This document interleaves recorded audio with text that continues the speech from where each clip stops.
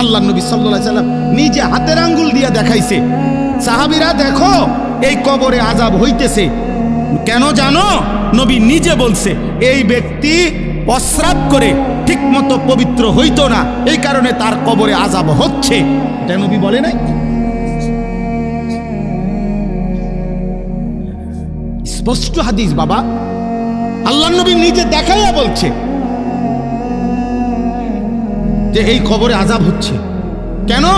সে প্রস্রাব করে, দুইটা বর্ণনা, একটা হলো প্রস্রাব করে পবিত্র হওয়ার ক্ষেত্রে তার গুরুত্ব কম ছিল, আরেকটা বর্ণনা হইল প্রস্রাব করার সময় 1-2 ফুটা 3 ফুটা যে ছিটকা পড়ে পিছনে, আবার এই ছিটা থেকে ঠিক মতো সে ফরহেজ করতো না, খেয়াল করতো না, এমন জায়গায় এমনভাবে পেশাবও করে ফেলছে যার কারণে 2-4টা ছিটকা প্রস্রাবের লুঙ্গিতে জামাতে এসে পাল্টায় পড়ছে, অথচ সে গুরুত্ব দিত না।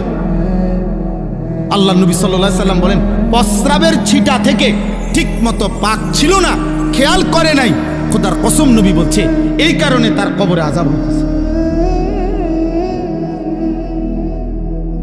তোমরা বলো আব্বা, মাঝবয়সী মুসলমান বলে কি পরিমাণ মুসলমান, কি পরিমাণ নওজোয়ান পেশাব করে পানি নেয় না, কি পরিমাণ কল্পনা করেন, প্রস্রাব করে টয়লেট পেপার ব্যবহার করে না।